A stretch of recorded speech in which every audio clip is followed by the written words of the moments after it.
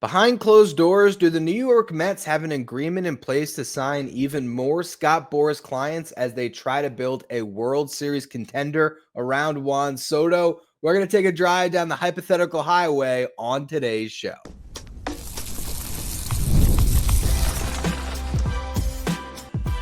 You are Locked On Mets, your daily New York Mets podcast. Part of the Locked On Podcast Network, your team every day. Hello to all you amazing Mets fans. You're watching Locked On Mets, part of the Locked On Podcast Network, your team every day. I'm your host, Ryan Finkelstein. If you want to find any of my work, follow me on X at Finkelstein Ryan. You can also find some of my writing at justbaseball.com, where I work as the managing editor, and where I wrote an article for our site yesterday titled, "Could Scott Boras and Steve Cohen have a larger $1 billion plan?" Obviously, $765 million has already been committed to Juan Soto. We watched the introductory press conference yesterday, and for those of you who missed it, I did go live on YouTube right after that presser ended and gave my gut reaction to everything we learned. So if you're curious where that might be, you can find it on YouTube or your podcast feed, where I broke down how Juan Soto was sold on the vision of the New York Mets, sold on how this was the organization that was going to take care of his family, and this was an organization to try to build a dynasty with. And I think a lot really went into his decision. We've now, seen some of the behind-the-scenes stories start to get written. We heard, or we learned, that there was a 2-minute and 45-second video that was part of the presentation that really made an impression on Soto, which ended with a shot of a Juan Soto statue next to Tom Seaver's statue outside at Citi Field. That's the vision that they're building toward. That's what they want to see happen. There was obviously a ton of conversations about the long-term vision, and Juan Soto reportedly asked Steve Cohen, or reportedly, I guess Steve Cohen told somebody this, but there was a quote out there that Cohen was asked by Soto how many championships he expected to win and what the Mets championship goals were. And Cohen said at least 2 to 4. And that's really showing that long-term look at why the Mets were such an attractive destination for Juan Soto, beyond just, of course, the contract. But let's just pretend here. Let's go behind the scenes of all of these different negotiations that went on, because as much as the long-term vision was important, the contract was important, taking care of his family was important, winning in 2025 is also very important to Juan Soto. That's a very competitive player. He just went to the World Series. He hasn't won it since 2019. He wants rings. You have to think that there was a lot of dialogue about the roster in 2025. And during the press conference today, when asked about the Mets lineup, he said, "We have one of the best leadoff hitters in baseball," speaking of Francisco Lindor. And he also said something about we need to fill it out a little bit. And I have to wonder if maybe there's some dialogue that had already taken place about how they might fill it out a little bit, and how Steve Cohen might give Boras Corp over $1 billion in contracts. The first one that started it all, Frankie Montas. Frankie Montas is the reason that Juan Soto signed with the New York Mets, fellow Dominican pitcher, guy that has a chance to be a stud. That's what actually made it all happen. Obviously, I'm joking. But that was one of the first moves of the offseason for the Mets. Actually, that was really the first major move outside of the Jose Siri trade. Also, fellow Dominican, by the way. But Frankie Montas, that signing, that just shows the respect that the Boras Court has for the Mets and their ability to get the most out of pitching. And you have to imagine at this stage, with the relationship that has been built between Steve Cohen and Scott Boras and the New York Mets, that when Scott Boras is talking to his clients about the Mets, what is he saying? He's selling his clients a little bit just on the vision that I'm sure he's bought into, that they have the richest owner in the sport that is committed to winning. And every single year, they are going to continue to be committed to winning. And if a lot of Boras clients can sign across that process, well, everyone's happy. This all started with Max Scherzer's contract heading into the 2022 season. The New York Mets had a 2021 year that was derailed when Jacob deGrom went down with an injury. They wanted another ace. They got another ace. And in the process, Max Scherzer set a record for the highest AAV a player has ever received at $43.3 million, a figure that was matched by Justin Verlander a year later with the Mets, and then was exceeded by Shohei Ohtani, and now obliterated by Juan Soto and his $51 million average annual value. But that was that first big deal that sort of announced the Mets as a player in free agency, and it was a Boras client that ultimately ended up being the guy that they got the deal done with. Year later, after the 101-win season, Brandon Nimmo was a free agent represented by Scott Boras, homegrown Met. Two sides came to terms on a deal, 8 years, $162 million. So now it was Soto, and Soto is a once-in-a-generation free agent at his age. It was the perfect storm for Scott Boras, having Steve Cohen all in on signing Soto, allowing things to get to such an extreme degree with the contract. But other teams were bidding too, driving up that price. Obviously, Boras handled those negotiations as perfectly as he could. But again, when it came to the 2025 season and those questions that had to be answered, Frankie Montas was part of the rotation, but I think what Juan Soto would have been most concerned with, as I've been talking about on this show, is protection in the lineup and having a hitter behind him that could protect him, not quite like Aaron Judge did, but still offer that protection that Juan Soto absolutely valued, which leads me to ask the question that I sort of posed in this article. Do you believe that the Mets might already have an agreement in place, or at least a verbal agreement, that they're going to bring Pete Alonso back? I think that they might. And if you already combined what they're at so far with Juan Soto and Frankie Montas, those two contracts, $765 million guaranteed to Soto, $34 million guaranteed to Montas, that's $799 million. Are there more signs coming that could push it over $1 billion? We're going to talk about that more in the next segment. First, though, a quick word from our sponsors.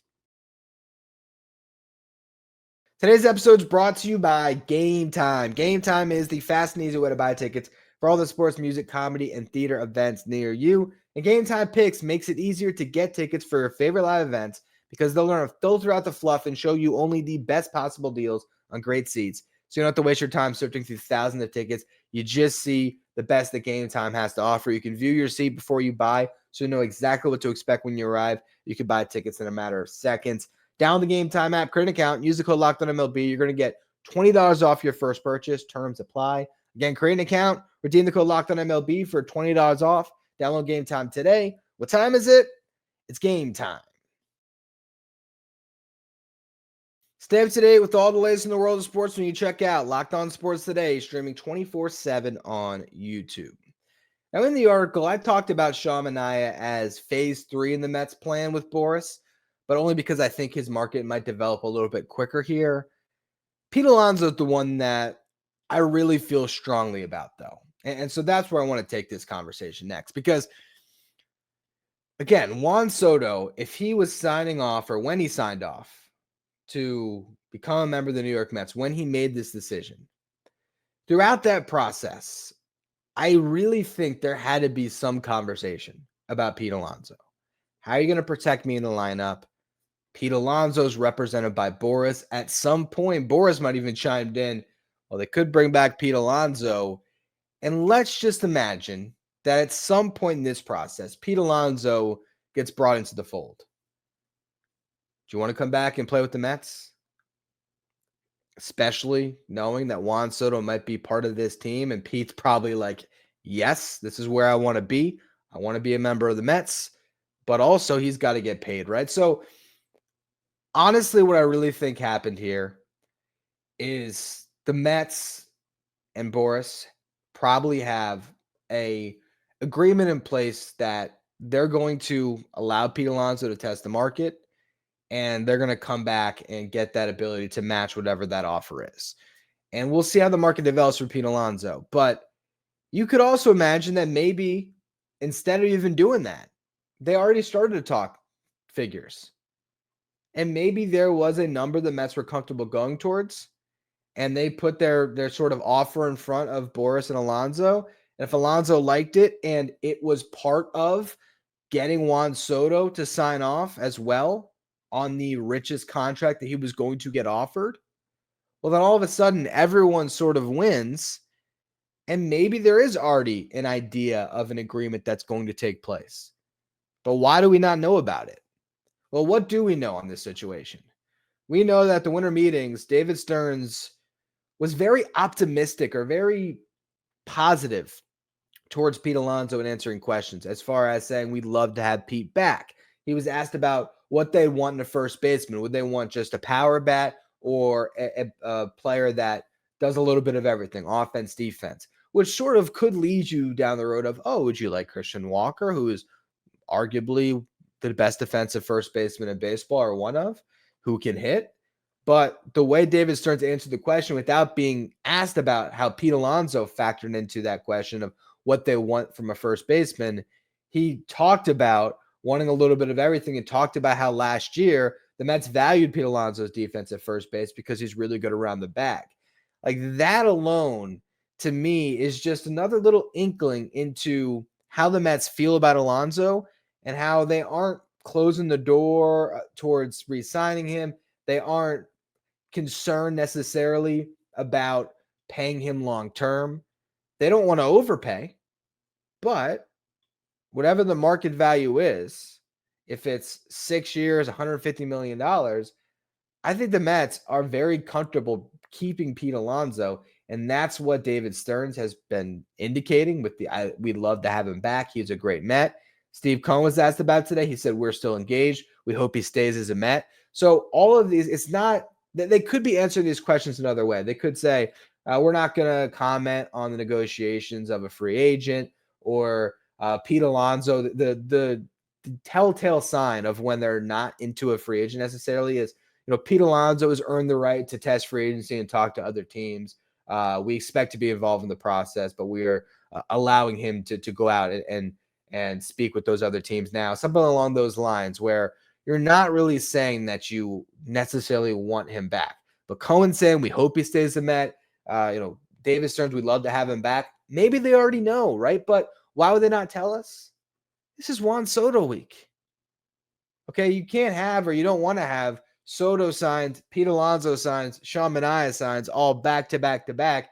It looks a little bit fishy. You got to play this thing out in the media. You can't just show your cards. So this is Juan Soto week. Maybe next week is Sean Manaea week, or maybe it's Pete Alonso week. And it's announced that Pete Alonso signs a 6-year, $140 million contract to come back and play first base for the Mets. And then he gets his time to get the press conference, to get in front of the media, to put the Mets jersey back on, to talk about how excited he is to stay as a Met for the rest of his career, and how he is so thrilled about the opportunity to play with Juan Soto. Like, there is a world where all of this is already started to have been worked out, but you just have to wait till all the details are released to the public. And this is a conspiracy theory. I got no sourcing on this that's leading me down to this direction. I just feel like, particularly with Pete Alonso, that is a piece of the puzzle that would have made him more excited about 2025, knowing that he had this established 40 home run hitter, this perennial all-star. Okay, that stuff matters to players, the guys that are there at the Midsummer Classic each year, that he's competed against in home run derbies. Like, those things make an impression. Pete Alonso, despite what batted ball data might tell you, is seen as a better hitter and better protection for Juan Soto than Mark Vientos in his eyes. That's just how it works with players. They're going to trust the longer track record. And so I really feel like Pete's coming back.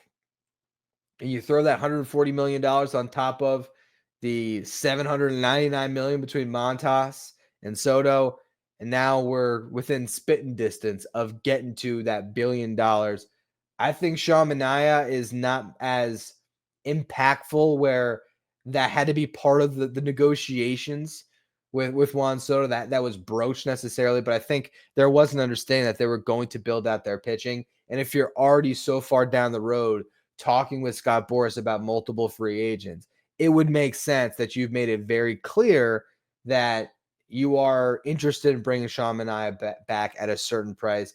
And again, the market's going to dictate it. If there's a team that steps up and wants to give Sean Manaea 6 years or even 5 years, the Mets might not be in. There's a team that wants to step up and give Pete Alonso an 8-year, $250 million deal, which I doubt is on the table. But if there's a team out there that does that and is that committed or that excited about the prospect of signing Pete that they go all in on him, the Mets might not match. But ultimately, I think with these two players, the fit is too ideal. It solves the Mets' needs, and it's now within the family that is being created, obviously with Juan Soto, but Boras and Cohen, they're going to keep working together on stuff because it now serves both parties to have the Mets be as good as possible. Boras has a lot of clients on the Mets now. And if the Mets are great this year, that is good for Pete Alonso, assuming he's back. That's good for Brandon Nimmo. That's great for Juan Soto. And you know what? Frankie Montas could be pitching in a playoff game, and he could be a free agent next year, ready to cash in on a larger deal, just like Sean Manaea did in 2024. So I think these sides will continue to work together. And there's also some interesting players beyond just Manaea and Alonso that are represented by Boras that could be acquired this offseason. So that's what I want to close out the show. What other Boras clients could be in the mix for the Mets if it's not Alonso or Manaea? We'll go through that in the next segment. First, though, another quick word from our sponsors. Today's episode is brought to you by FanDuel. Get ready to tackle the NFL action with FanDuel, America's #1 sports book. Because right now, new customers can bet $5. You're going to get $150 in bonus bets if you win. The FanDuel Sportsbook app gives you everything you need to place live bets on the NFL. It's all in one place. So you get a hunch in the middle of the game, you can check out the latest stats, if you live play-by-play, and so much more on this same page where you place your bets. Just visit FanDuel.com to join today. And again, you're going to get started with $150 in bonus bets. If you win that first $5 bet, it's over at FanDuel.com, America's #1 sportsbook. If you're an everyday listener to the show, make sure you become a Locked On Mets insider. This is our texting service where you get updates from me anytime news breaks on the Mets. You can ask me questions anytime. You can also take part in our Locked On Mets sign photo giveaways. You know what? I think I'm going to do a giveaway today. So if you're an insider, you're going to get a text message with our next giveaway. And if you subscribe this morning, you will be able to get in on that giveaway. I'll probably schedule that out for 4 p.m. today. So if you want to be Locked On Mets insider to take part in that giveaway or just the service in general, find a link in the episode description or go to subtext.com/LockedOnMets. All right, so who else is represented by Scott Boras in the market? What free agents does he still have to find homes for at this stage in the offseason? Obviously, Pete Alonso, Sean Manaea have already been accounted for in this episode. Corbin Burnes and Alex Bregman are the two other top guys, along with Alonso, that have to find that next mega contract. Burnes, it does not seem like the Mets are in on. Bregman, it also does not seem like the Mets are in on. Then you get to, obviously, Sean Manaea is probably the fourth best free agent he has. Jurickson Profar does not seem like a fit because he doesn't play center field, and the Mets have the corner spots of the outfield already locked in. Hae-Sung Kim, I don't think he's a fit either. He's going to have a pretty healthy market of teams that are interested in him because he can play really good defense anywhere in the infield. The Mets don't necessarily need that. They have a lot of depth in the infield right now, particularly with Lindor as their shortstop, Acuna as the backup shortstop, technically on the roster right now, Jeff McNeil. All the guys come when you look at Jet Williams or Ronnie Mauricio potentially factor in this year. Brett Beatty with his versatility. I don't see a fit for Hae-Sung Kim. The other free agency's got Max Scherzer. I briefly talked about him the other day just as a thought exercise of what you'd be willing to stomach as a Mets fan if you're trying to find some valued pitching on the market. JD Martinez, also a free agent. I don't expect him back. Josh Bell and Joey Gallo, I don't look at those guys as fits either. If either one of those guys is the backup plan for Pete Alonso, I would be very, very nervous about how they're going to replace that production. But there are some trade candidates that are represented by Scott Boras that I think it's worth diving into again. Now, I've already talked about two of these guys. It was in an episode I did a couple weeks back, 3 creative trades that the Mets could explore. It was Bellinger, it was Correa, and who was the third one? Was it Jordan Montgomery, former Boras client? I'm drawing a blank. I think it might have been. But Cody Bellinger and Carlos Correa, Scott Boras clients who have had their names floated out there. Now, Carlos Correa, Boras threw some cold water on that one. I don't know for sure if he's actually going to get moved, but the Twins are trying to shed money. Again, you can go back and listen to that episode, and I go more into depth about how much is still owed on the contract and how Carlos Correa would fit. If you had to ask me one player that I would be okay with the Mets not signing Pete Alonso for, it would be the idea of trading for Carlos Correa to slide it into third base and to move Vientos to first. Like, Correa would still be awesome. And yes, we already know what happened the first time he tried to sign with the Mets with the $300+ million contract. But the deal he signed with the Twins is pretty team friendly, where I would be able to say, you know what? I'd take on that risk because Correa is a great defender. I'm sure he would be very solid at third base, and he can still hit. So that's one that I'd be really excited about, but I just don't think they're actually going to move him. Cody Bellinger is an interesting one because he's going to move, and everyone has him going to the Yankees, and it makes a lot of sense. They have to replace Juan Soto. Bellinger can play center field.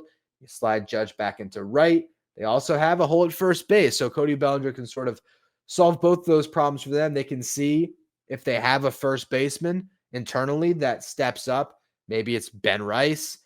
They can see if Jason Dominguez is the answer in the outfield. And they have other internal options that solve those problems, and Bellinger can move between the two positions. It makes a ton of sense for the New York Yankees to trade for Cody Bellinger. And again, he seems like it's either going to be him that gets moved or Seiya Suzuki that gets moved.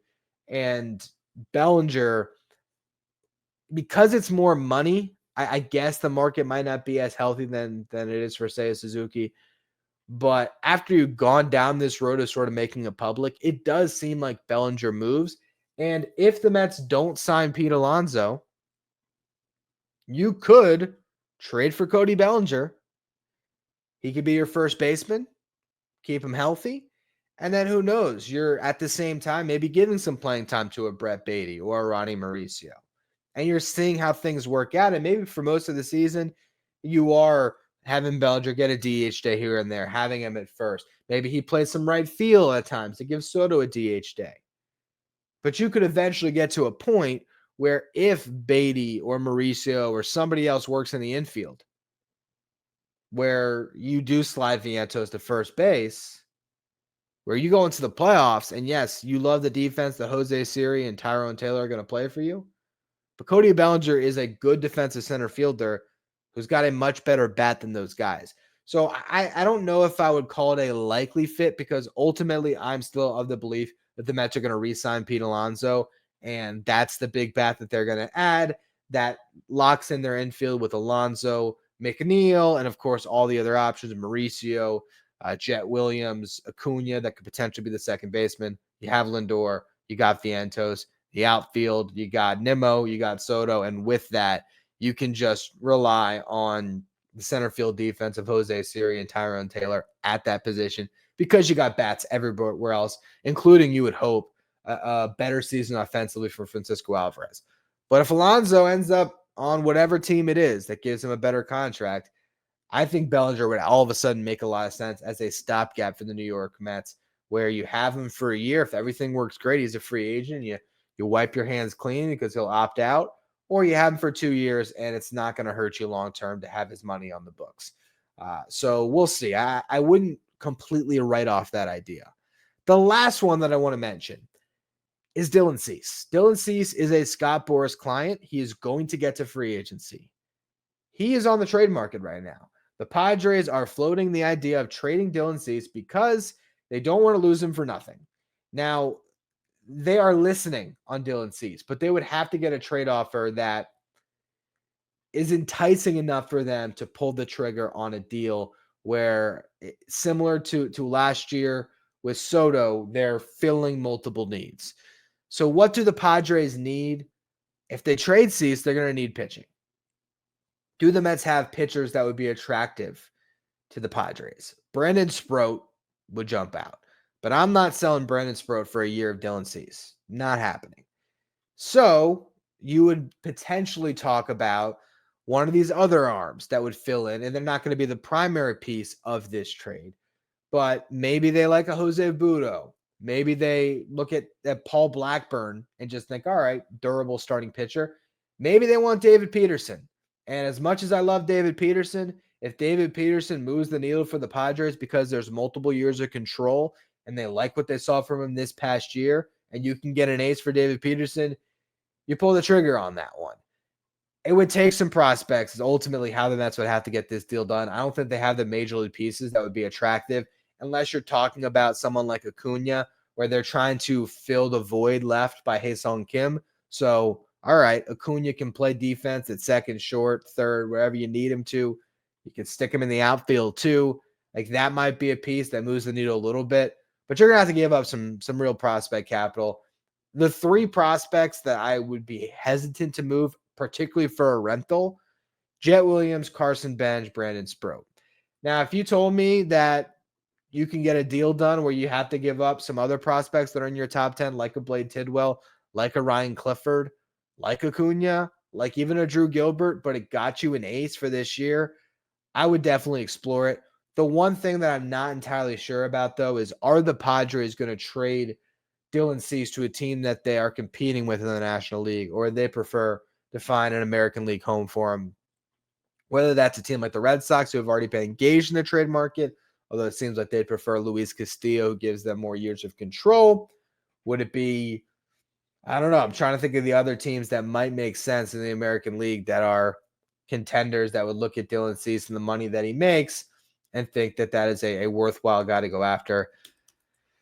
I mean, the Blue Jays, just because, like, who knows what they're thinking at this point. The Yankees, potentially, if they are just, like, trying to double and triple down on pitching. But no, actually, the more I think about that, they have more pitching to trade than a desire to add at this point after signing Fried. So I definitely retract that one. Maybe the Orioles are going to double down on the rental market. They're not comfortable with the contract offers that are out there, for the top free agents. And look, they're dwindling fast. If they don't re-sign Corbin Burnes, trying to fill his spot in their rotation is going to be tough. They might look at Dylan Cease, who's going to make $13 million, and say, you know what? 1 year gamble again. Let's make a deal. We'll see. We'll see exactly what the market looks like for Dylan Cease and if the Padres even actually move him. But if you're looking at some other Boras clients that can join this party, the two obvious ones are clearly Alonso Minaya coming back.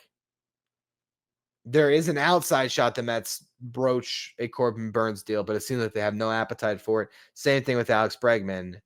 Then you get to a Max Scherzer reunion.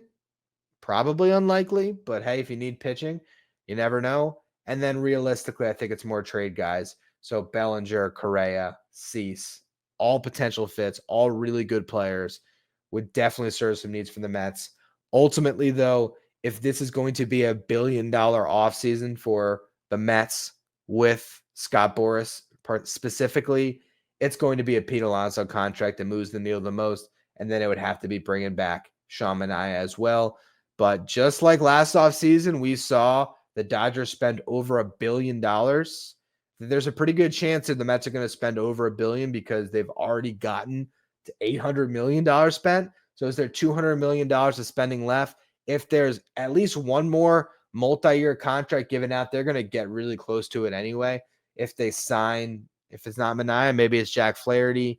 That could be, a 4 or 5 year deal as well. So I think they're going to cross that $1 billion mark when it's all said and done as far as contracts that they're giving out this offseason. But there is a realistic chance that a majority of that money is going to go to one agent, and that's Scott Boras. If you actually put together my projected contracts at justbaseball.com in the article, which was 4 years, $84 million for Sean Manaea, it's $21 million per. That's Yusei Kikuchi money, but with a fourth year added to it. And then you have Alonso at 6 years, $140 million. That would take the grand total to $1.23 billion. So it would be nearly $1.25 billion, all going to Scott Boras clients. It's going to be a fun off season. I'm really curious to see what the next move is for the Mets. We'll just have to wait for that next Passan bomb or John Heyman bomb to get released to find out where the Mets are going after Juan Soto. Now that Soto Day has come to pass, I think we can see the Mets get active on the market again, make some new headlines on their next big addition this offseason. And I'll be here whenever they do make that signing. If it happens over the weekend, you will get a weekend edition of Locked On Mets. So if you're watching on YouTube, make sure you subscribe, hit that notification bell so you don't miss any episode that's released. If you are listening on the audio side, thank you as always. Make sure you follow, rate, and review wherever you get your podcast. You can follow me on X at Finkelstein Ryan. Follow the show at Locked On Mets. Thank you for making Locked On Mets your first listen, your first watch every day. Now for your second watch, head over to YouTube and check out the first ever 24/7 streaming channel that covers everything in the world of sports. We're talking about Locked On Sports Today with our local hosts from each team, league-wide hosts from each league. Find Locked On Sports Today streaming 24/7 on YouTube.